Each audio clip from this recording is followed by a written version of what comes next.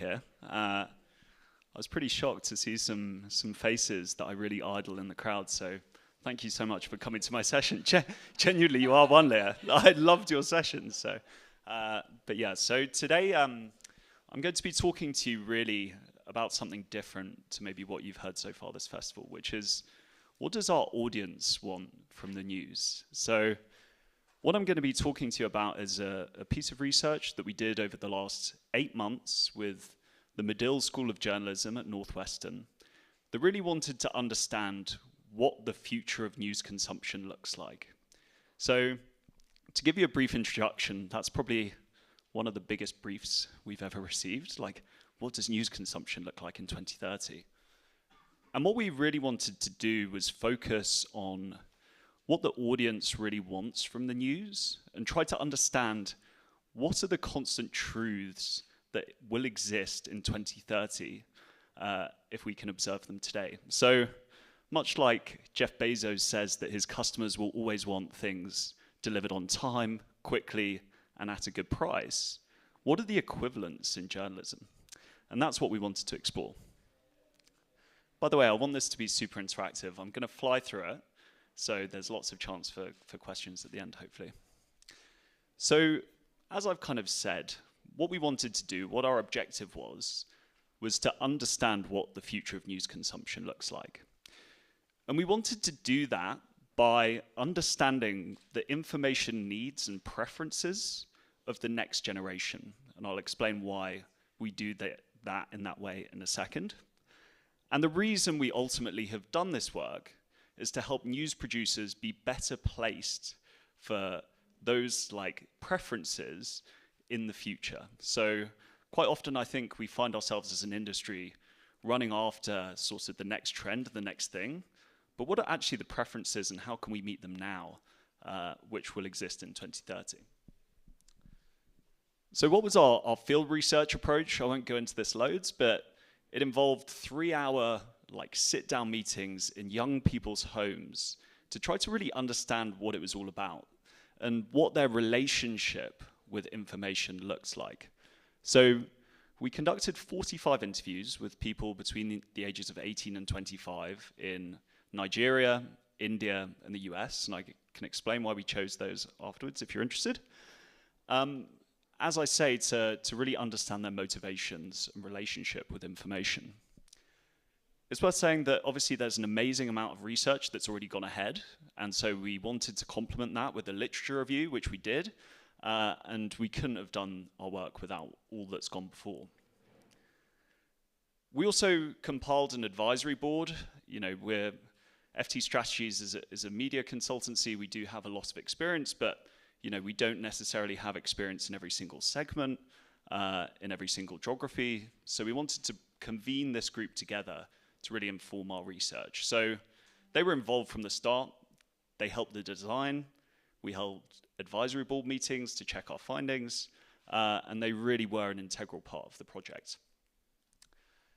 But that's all the precursor for kind of what I want to get into today, which is our key finding. And I see a few wry smiles in the crowd, but our key finding, maybe predictably, was that there's a massive gap between what the next generation want from the news and what is currently being provided by news producers. And that gap really is profound. And what we wanted to do is not just tell you about the gap, but we want to explain it in a framework that's really easy to understand and can help your news organization put this into action. So we created a framework that we call the ideal news experience. So this is from everything we heard, everything we observed, what we think those universal truths are of the next generation. So the first things first is you won't be surprised, but they want a trusted source. But that's a source that they know and trust. That doesn't mean the traditional ways we measure trust, such as accuracy, reliability, brand, history, you know, all those good things. They actually have their own trust criteria that I'll explain shortly. Secondly, they want information that's personally significant to them and their communities. They don't share the same classical definition of news as we understand it in the industry. For them, news is boundaryless. It's information that's relevant to their lives, and that can really be, quite frankly, anything to them. And then finally, and I'm going to go into these hexagons on the right-hand side in a second, they want news in a storytelling format that works for them. So all too often as an industry, we get caught up with this, like, young people want short form video and they love TikTok. It's like, yeah, okay, we do see some of that, but that's only one small part of actually the whole storytelling experience that we think not only needs to work for them, but also the situation that they're in. If anything, like, format preferences are much more situational than they are as a general preference amongst people. So let me go into all of that. I mean, as a framework, you may be like, okay, George, there's some obvious stuff on here, like trusted source, what's new? And I think that's a fair challenge, but what we hope is that we can explain the, like, nuanced ways in which younger people define these terms very differently in their own minds. So let me get into that. I'm going to share and try to bring to life some of the research through quotes to explain each of those hexagons that you've seen on the previous slide. So first of all, credibility. Young people don't necessarily find credible sources that have awards, have a brand, have history, as I've mentioned before. They are much more interested in people that have lived experience and topic specialties. So, you know, this quote from Faith talks about, we want people that lived through that experience, and they want to understand the background of a journalist when they engage with them. Kamal Ahmed, who is now the X News Movement CEO or co-founder, he talks about how they actually send their reporters to festivals, and that's what makes them trustworthy, because they're alongside their peers who they're reporting about, which is an interesting concept. Secondly, and this is probably the biggest finding of the report, a lot of people talk about authenticity, but we talk about it in terms of affinity. Young people want to be connected to individuals that they feel a connection to and that they see themselves in. And that is so important in terms of representation. We actually heard from someone in Nigeria that said, why do I need to listen to organizations? I've got my people for that. And they compile this group of people that are their filtering networks, that are their journalists within their own, like, editorial organization. And that's quite an interesting concept to think about. Thirdly, when it comes to trust, is they want transparency of intention. They want to understand your biases. They want to understand your funding mechanisms. They want to understand what goes into your reporting. And they want to understand if you make mistakes. And they want you to own up to them.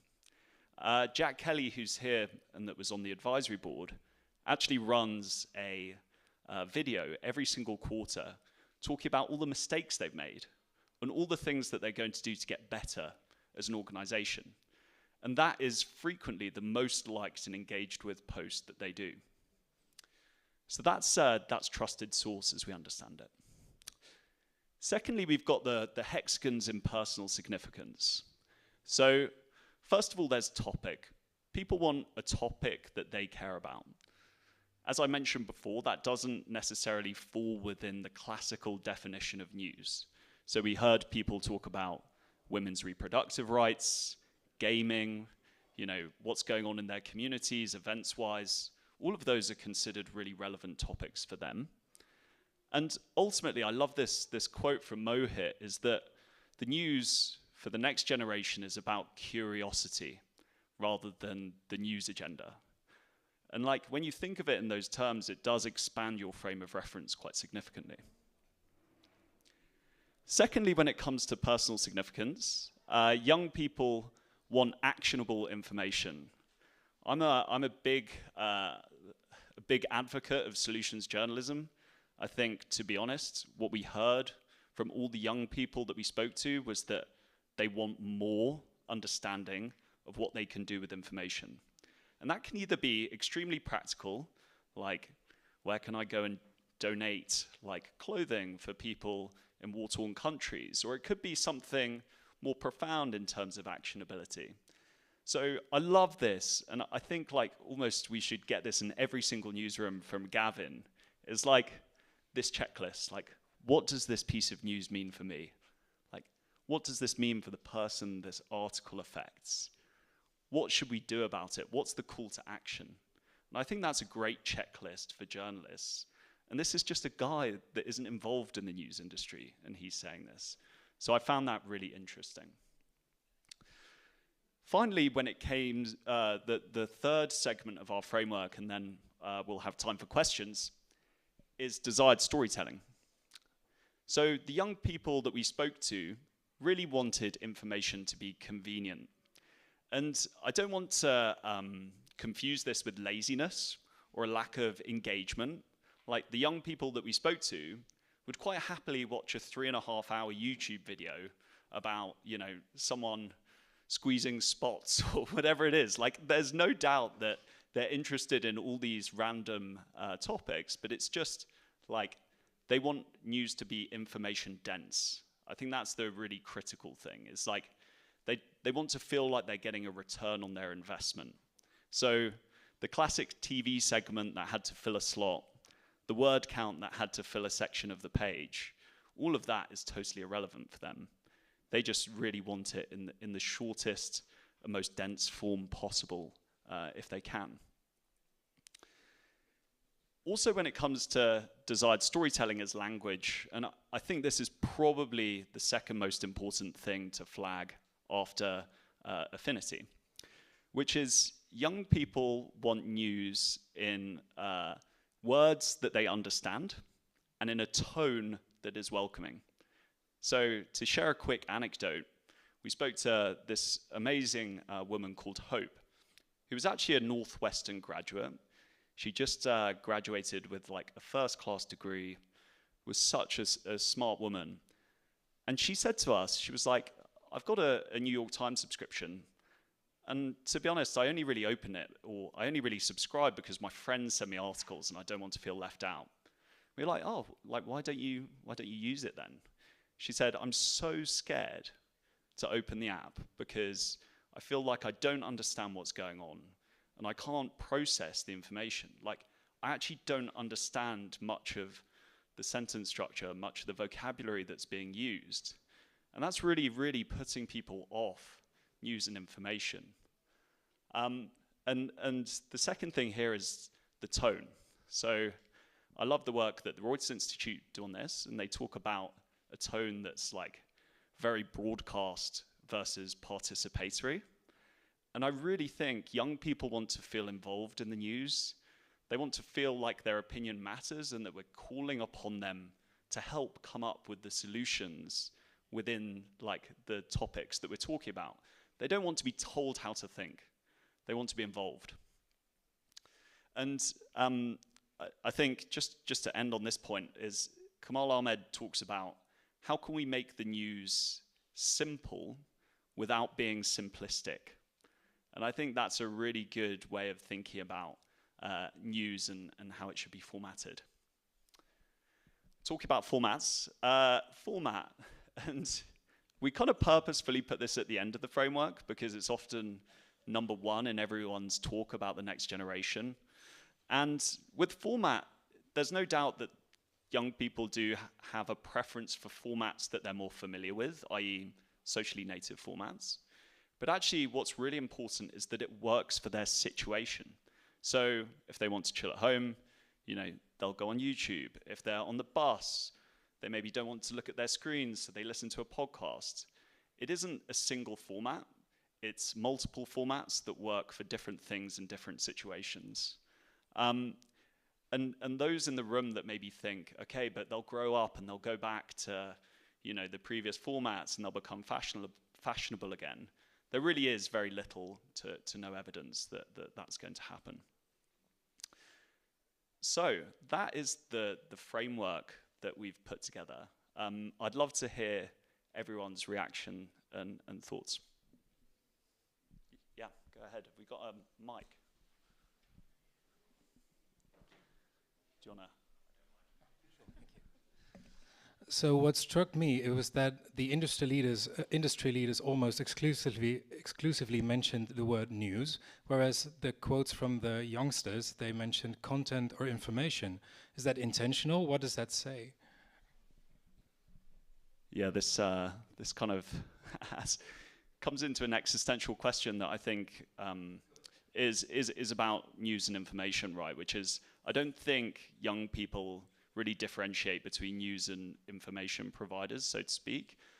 And I think there is a genuine space for news, open question, right?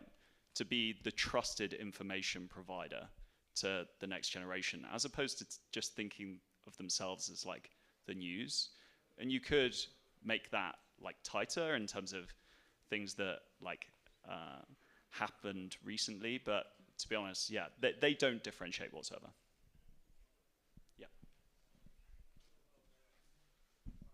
Thank you. Do you find that this can work for some type of news better than others? I'm thinking, how do I apply this for breaking news? An earthquake or some big economic disaster or development? Something where I need to have a story or to produce content, whatever, within the hour or within 2 hours.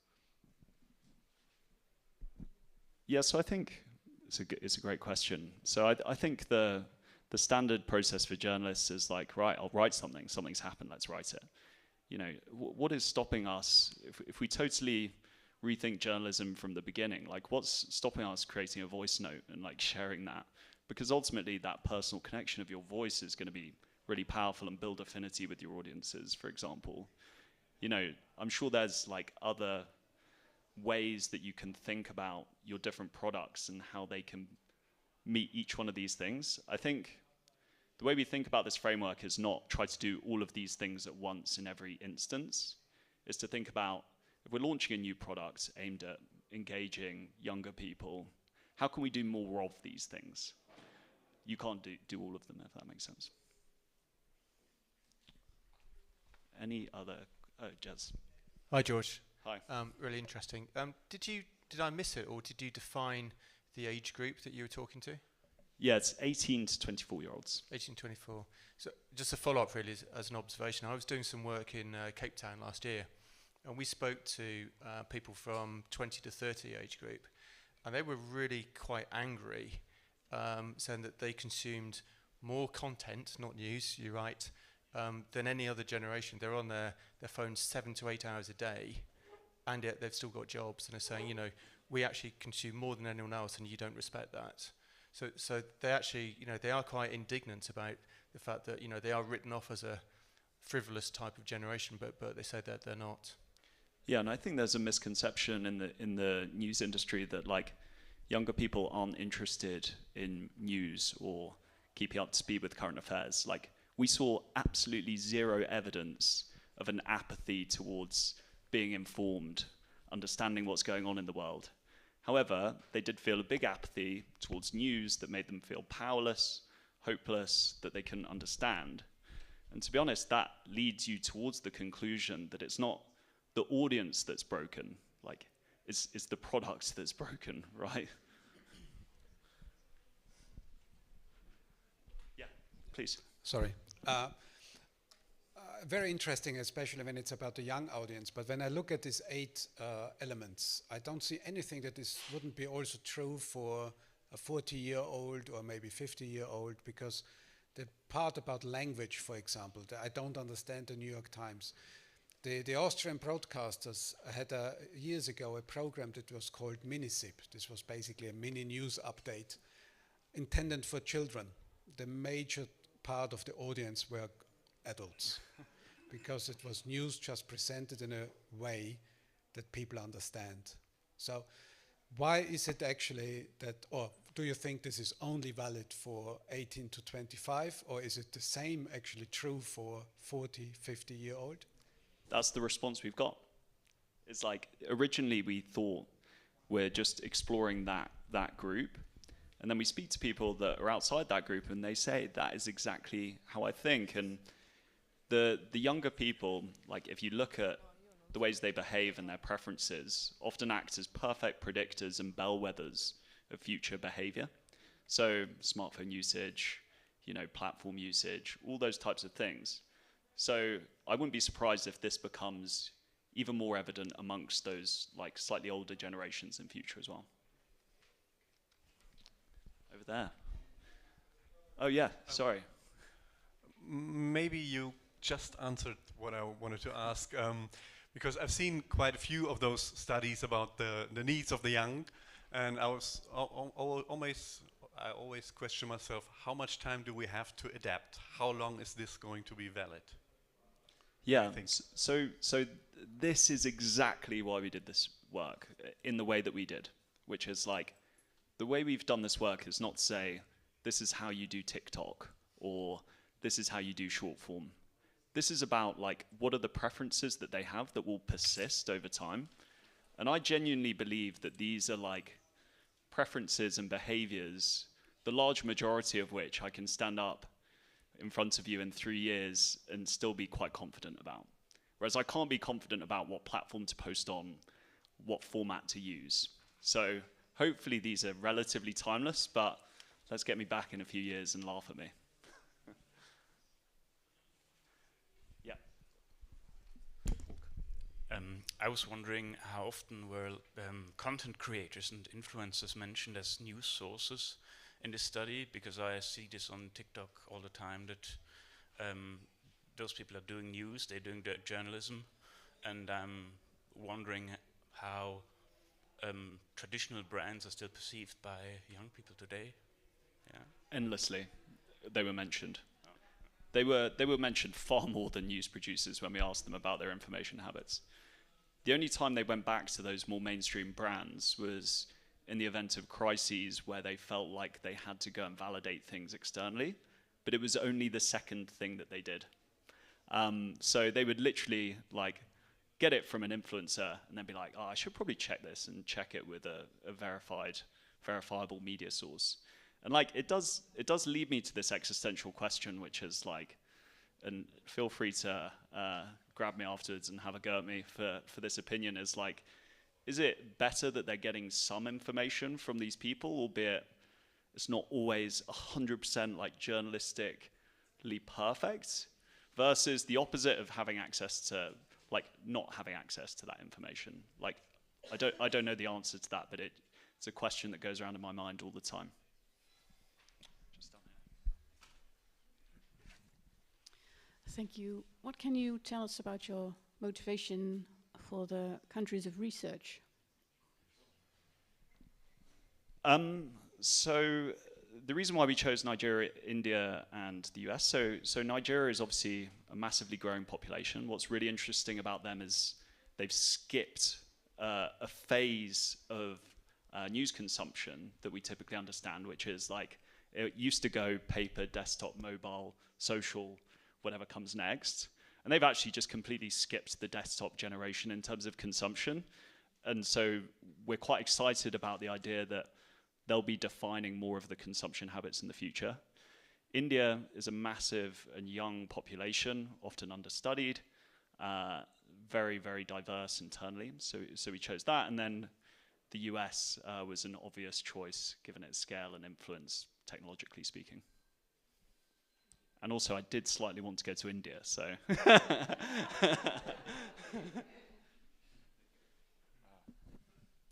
Thank you very much for this report. You mentioned that the younger generation wants something more in return, but in return to what? Is it only about attention, more minutes spent for our media, or are they ready to pay?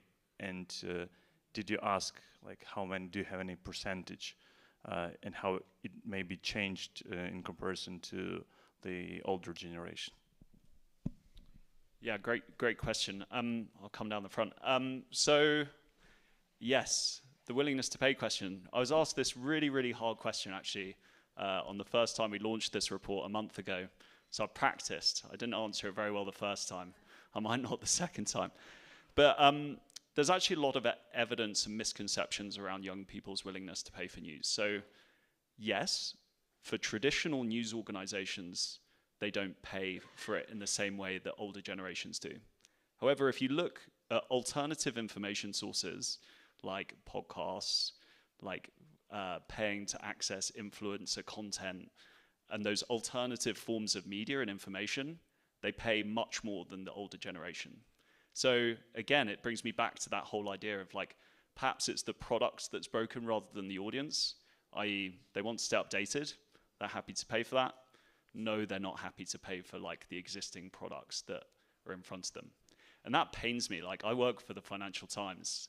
That's a hard message to take, but it's the truth. We're done. Perfect, no more questions. Thank you, everyone.